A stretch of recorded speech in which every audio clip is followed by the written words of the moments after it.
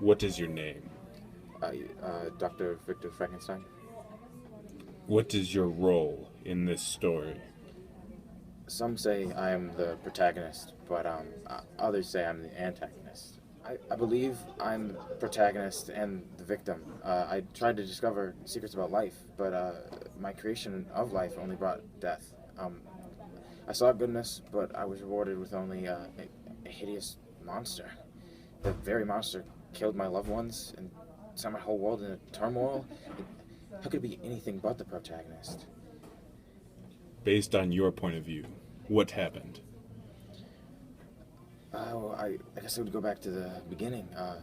For a long time, I had been obsessed with finding the secret to life. And with my good friend Henry and my adopted sister Elizabeth, we traveled to Ingolstadt University, and there I studied natural philosophy and chemistry.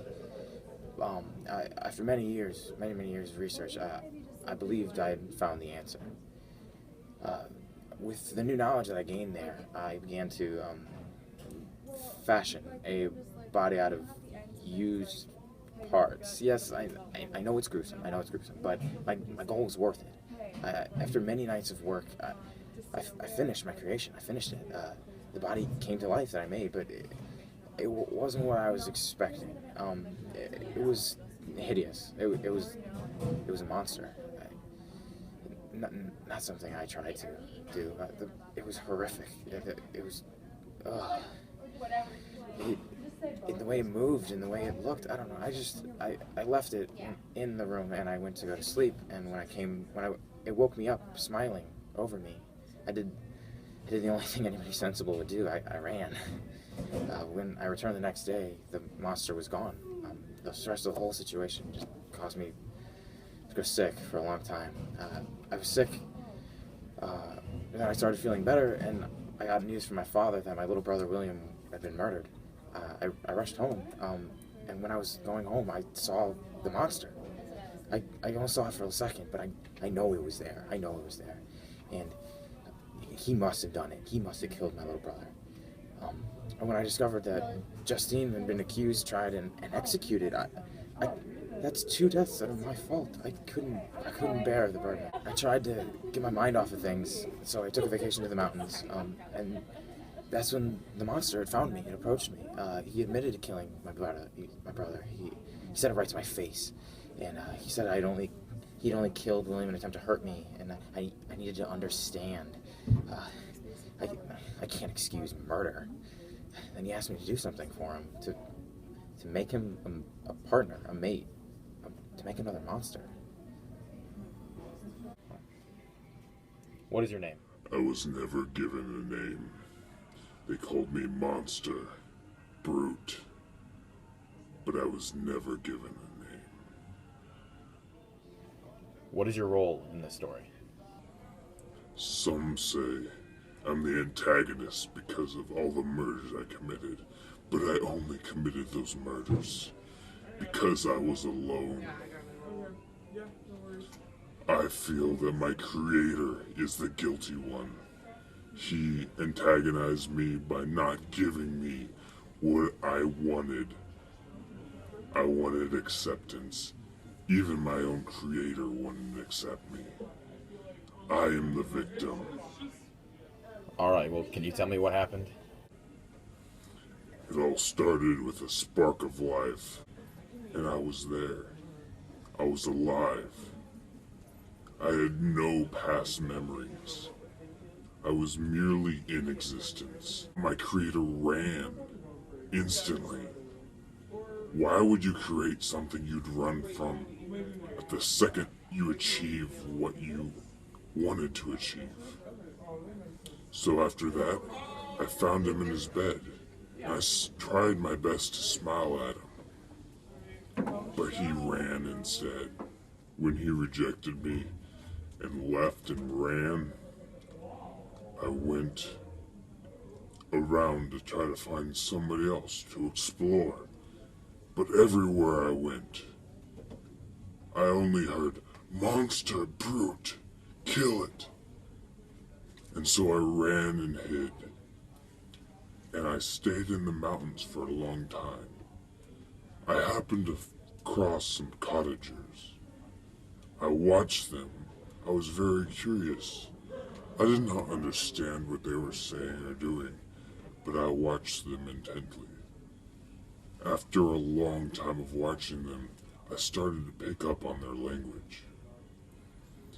I began to understand what the interaction was. I began to see what love looked like. I wanted it. I wanted someone to love me. I thought that maybe if I learned to talk like the cottagers, they might accept me. I started to do tasks for them. I would bring them firewood every night and clear the snow from their paths. They said it was a good spirit. I didn't know what that meant then, but I do now.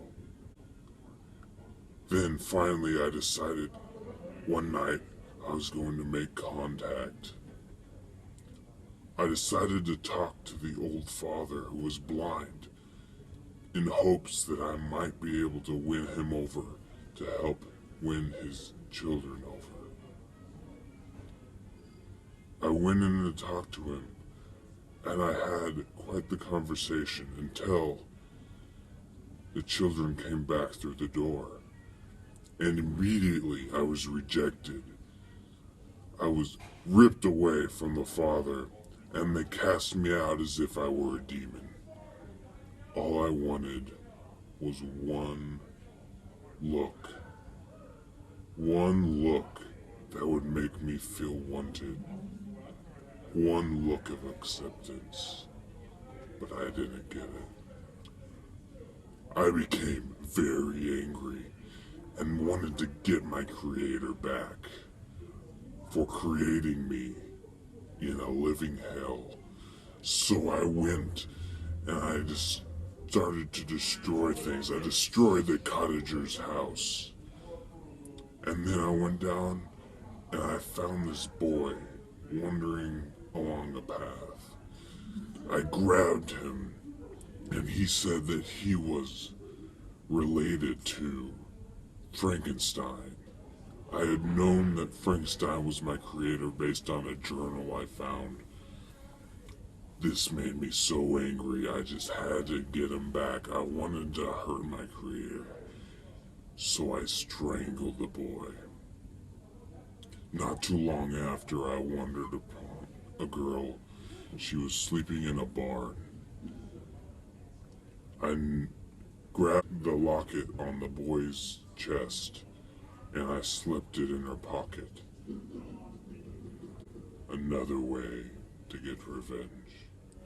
I decided I was going to make contact with my creator. I wanted to kill him, but I also knew that he was the only one that would help me, because he's the only one that knew what he had done. I asked him to create someone like me, that I could have somebody who accepted me. We were going to go off alone. We weren't going to bother anybody. He hesitated, but I finally convinced him to start. What is your name? My name is Justin Moritz. What is your role in the story? I am the servant in the Frankenstein family, adopted at the age of 12. I am the protagonist of the family, but seen as an antagonist when William is murdered and I am to blame. From your point of view, what happened? William goes missing overnight on a walk to Palestine with Ernest, but does not come out of his hiding when playing a game. I myself was taken ill and confined to my bed for several days with the permission from Elizabeth at the house of an aunt at Chenin. When able to be mobile again, I am announced of William's disappearance. I've had several hours in looking for him, and the gates of Geneva were shut, so I was forced to spend several hours at a night at the barn belonging to a cottage. Were unwilling to call up for the Heavens to come pick me up. Spent most of the night watching, waiting, seeing if I find them, till I passed out from exhaustion, but only for a few minutes, till steps awoke me in my place. I got up and went searching, unaware for William whereabouts, or if he was even found. A market woman questioned me, but I had a bewildered look on my face, so it caused confusion due to a horrible night and sleepless rest. When finding out of William's death, I went hysterical and was found with a locket in my pocket with the picture of his mother, a locket that an hour before William's death was around his neck. This is all the jury had to know. For me to be the victim, and no evidence or no other people's testimonies will have saved my life. Neither my kind Elizabeth nor her cousin Victor were able to change the minds of the jury, and it hurts to see her suffer, knowing she will have lost 2 lives in a matter of hours. The only woman had the strength to come forth out of many who have known me for years. She had taken me as I had taken on to her. Farewell was the most painful thing I could have felt. Death took all that away. What is your name? Elizabeth Lavenza. What is your role in this story? I was orphaned as a young child, and I was adopted by the Frankenstein family, and I was raised with Victor, and we are engaged to be married. From your point of view, what's going on? Well, honestly, I'm not quite sure. I'm not even really sure what I'm doing here or what happened. What I do know is that Victor has always been fairly obsessed with his scientific work. He really is completely consumed by this idea of finding the secrets to life, and lately he's been sickly and depressed, and I'm not sure what's wrong with him, honestly. I've been concerned about him. Are we here about Victor? What happened with Justine? Oh, that was just awful what happened with Justine. She had worked for us for quite a while, and she was a lovely member of the family, but I'm not quite sure what happened. I still can't believe that she would have done what they say she did. But William, he was Victor's younger brother, he was killed, and Justine had his locket in her pocket, and I mean, I can't imagine how it would have gotten there. I'm still just not quite sure what happened, but I still don't really believe that she did it. I just know that all of the evidence appears to point to her, which I suppose you can't really argue against in court.